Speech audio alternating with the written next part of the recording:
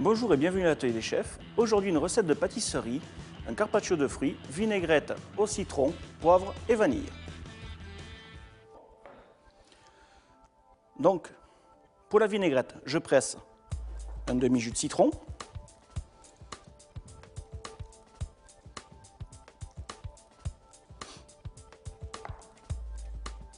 Je gratte donc une demi-gousse de vanille. L'autre demi-gousse, on ne la jettera pas. Qu'est-ce qu'on peut en faire? Tout simplement, on prend du sucre, on met la demi-gousse dedans, une boîte hermétique fermée et ça nous fait du sucre vanille. Et ensuite, une cuillère à soupe de sucre extra fin. Alors pourquoi du sucre extra fin? Tout simplement parce qu'il va venir fondre rapidement dans notre préparation.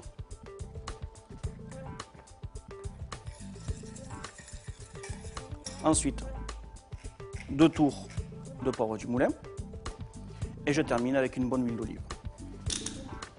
Est-ce que ça peut être du poivre gris, d'herbe? Quel type de... Là, je vous conseillerais plutôt un poivre noir un petit peu boisé, type poivre de Jamaïque, qui amènera vraiment des saveurs très subtiles à votre préparation.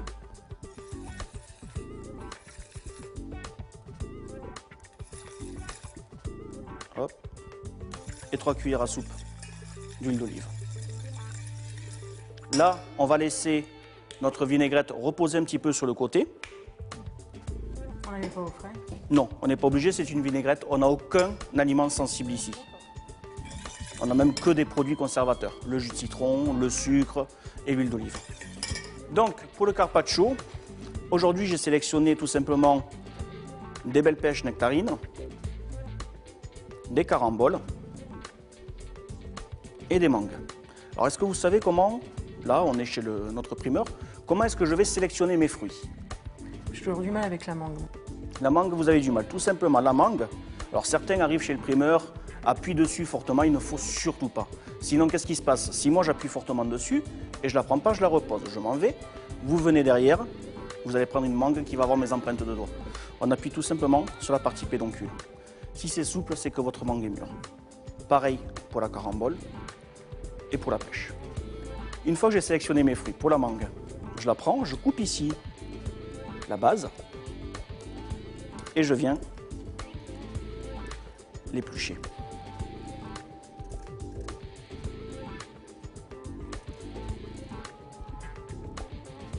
Donc là, aucune difficulté, hein. On utilise un pelle tomate. Monsieur, je vais vous laisser terminer. Pendant ce temps, on va pouvoir continuer nos autres fruits. Ici, la carambole. J'enlève la base. Alors vous voyez, hein, ça a une jolie forme d'étoile. Ça va être un fruit un petit peu acidulé avec une légère amertume. Et ici, je coupe très très finement des tranches de carambole.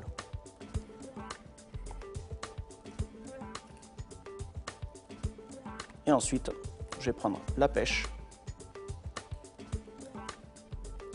Je la coupe en deux. Je viens récupérer le premier oreillon. Et de la même manière que j'ai coupé la carambole, je coupe des demi-tranches. Donc pour la mangue, on vient couper ici le long du noyau. Je vous rappelle que dans votre mangue, il y a un noyau qui est en forme un petit peu ovale. Alors il n'est pas très épais, par contre il est sur toute la longueur. Donc, une fois vous voyez qu'on a contourné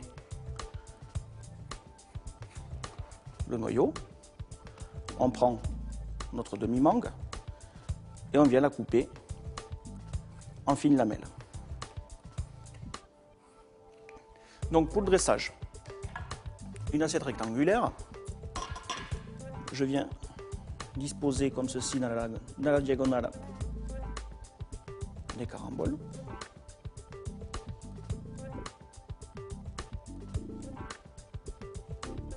Une fois que j'ai fait une belle diagonale avec les caramboles, je viens, vous voyez, déposer mes mangues juste à côté.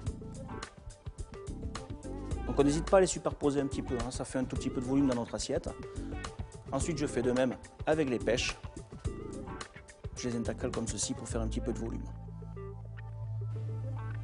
Et pour un carpaccio de fruits, quels autres fruits on peut utiliser aussi? On pourrait éventuellement utiliser un ananas Victoria par exemple, qui amènerait beaucoup de sucré. On pourrait utiliser même de la banane. Dans ces cas-là, il faut bien la mettre avec un petit peu de citron pour pas qu'elle noircisse, bien l'affiner au contact. Avec la même Des vinaigrette, pommes. on pourrait... Oui, on pourrait faire avec la ouais. même vinaigrette. Une fois, vous voyez que j'ai disposé mes fruits, je récupère ma marinade, ma petite vinaigrette. Je viens en disposer dessus.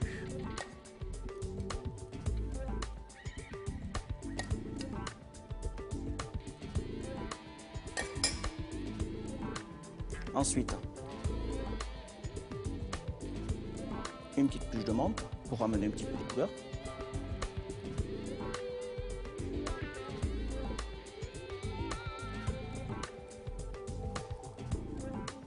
Et une fraise gariguette que je vais couper en deux. Donc pour terminer mon assiette, je vais mettre un petit peu de sucre en grain pour amener un petit peu de croquant à mon assiette.